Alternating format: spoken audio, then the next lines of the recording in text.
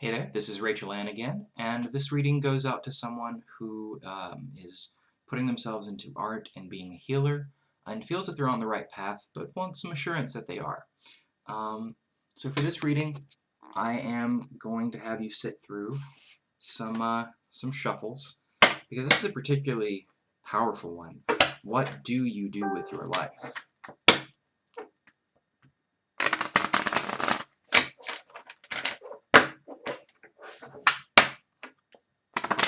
Whoops. So I'm going to shuffle this 8 times.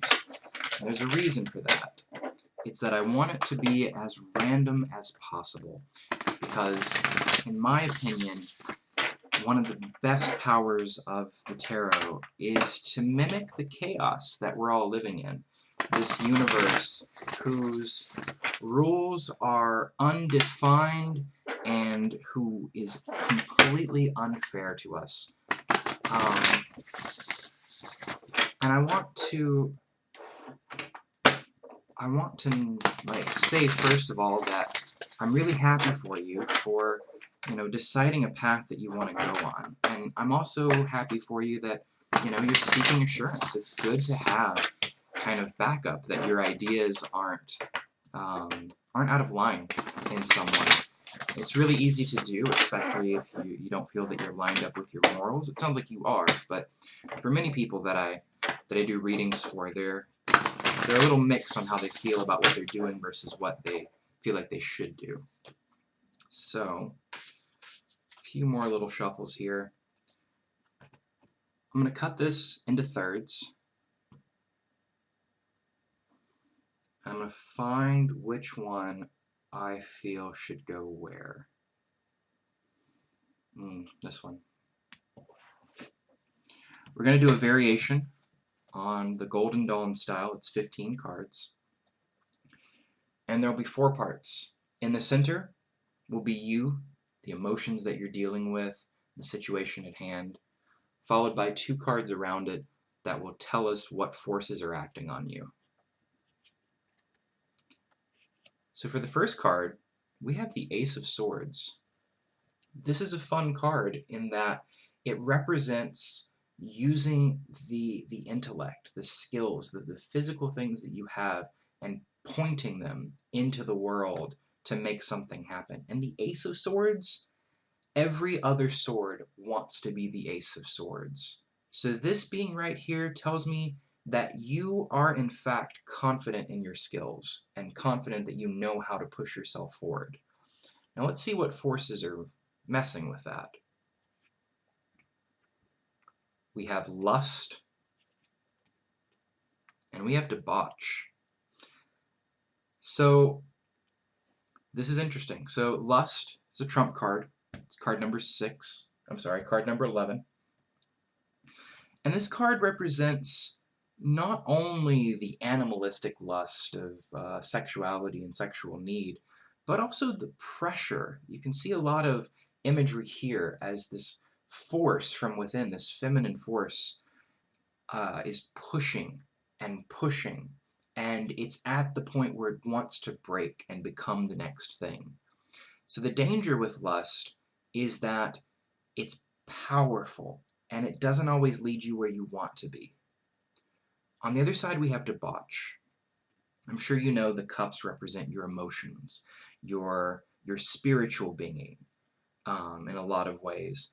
And the debauch card represents a point where the cups have fallen out of balance and they're running over, but they're running over with the wrong things. You're filling yourself with things you don't need or too much of things.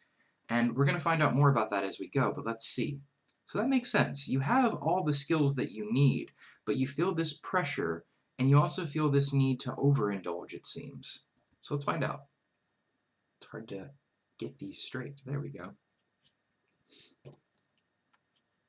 We have failure, the 7 of discs. Indolence, the 8 of cups. The chariot, number 7. And dominion. So let's start with the debauch side.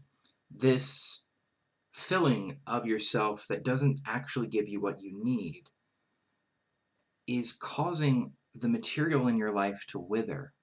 Or, first of all, let me say these cards represent the past.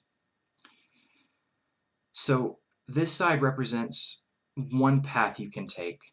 This side represents another path you can take. You can take both at the same time, but you can choose as well. This failure is dangerous in that it stunts you. It's good in that a past failure can push you to make change. On the other side, we have indolence, on top of this lust. With that pressure, with that lust, with that distraction, it becomes so easy to become idle. In this card, some of the cups are full, but nothing's being replenished and the water is not clean. And it means that your energies are going nowhere. The Chariot, to be frank, it's one of the cards I know the least about. However, it's very much a Cancer card. It's that card of protection, that card of water, movement. Let's see where this goes. And we have Dominion. Dominion is very Mars. It's very fire and just energy. This is your will and your spiritual power in balance, holding itself together and pushing forward. So this one, these are the things that are going to help you make your decision. These are the things that you can't avoid. So no matter what you're doing, you're going to gain power from. You're going to gain dominion over something or someone. It could also be yourself. Next up, this failure, the 7 of discs, as you move towards your present, it's moving to the 9 of discs, which is gain. It's a moment where you found the balance again, laid on the rungs of the ladder, and the material is coming back.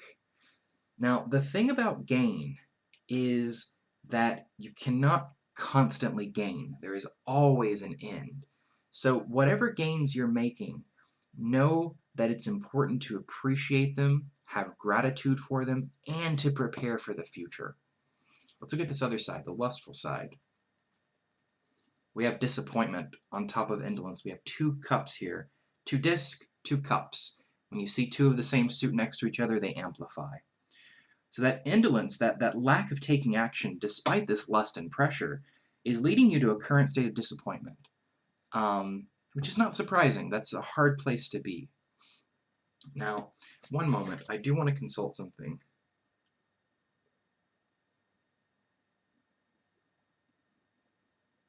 Okay, so the Chariot does represent a kind of triumph and a victory or a hope, like a charioteer that has won. But let's see what card comes next on him. Ooh, the Ace of Wands. You have 2 aces here. You have the Ace of Swords, that's the intellect, the will being pushed. And then you have the spiritual will being pushed here. You have the things that you think about and want to make happen, and the things that you feel and are invoking happening. So you're right in that beautiful balance where the things that you're thinking and the things that you're feeling are moving you in a direction. And it looks like it has been successful in the past. Let's see where this Dominion's going to go. Oh, the Star. Star is a beautiful card. The Star denotes that there's signs currently of where to go. Like there is a star in your sky that is leading you, and that is only for you to know, and it's something that's happening right now. So be aware that it's coming, but know that on one side you can easily disappoint yourself and lose the energy that you started with, that you built with your own person. And on the other side, you can fill yourselves with the wrong thing and yet still have some gain. So whatever this star is, even if it looks bad, it may be the right choice in the moment. Let's take a look. Finally, the future of these. We have the Ace of Disc, your 3rd ace. The aces are the strongest of each house. And in this one, the Ace of Disc is the bringing together of the material, the physical.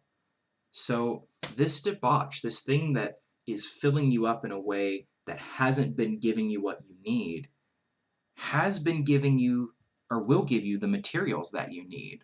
So it may be that this is a temporary state that you need to be in. Let's see this next side. We have cruelty. Cruelty is the 9 of swords. It is back in balance, but it's in Mars. It's very warlike. It's the worst of us. So it looks like this lust, this pressure that's pushing you. Your past has been inaction. Your present has been a state of disappointment, and your future in that is a sort of cruelty. Now, cruelty is not always bad. Cruelty can denote things that must be done. It can also denote things that were done that didn't need to be in order to make fear, make worry. So watch your actions as they feel to this pressure. Finally, the thing in your future that's going to help you make your decision is the universe.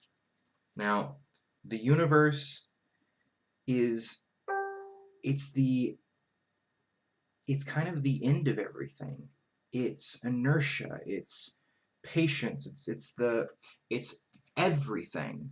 So your questions for yourself will be answered by looking at everything as a whole, because the universe that you're in is currently one that's pushing you in a direction.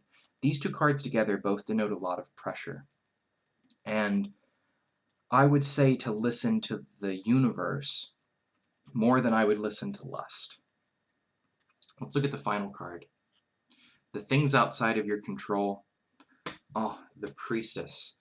She's the second trump. And she represents change, alteration, increase and decrease.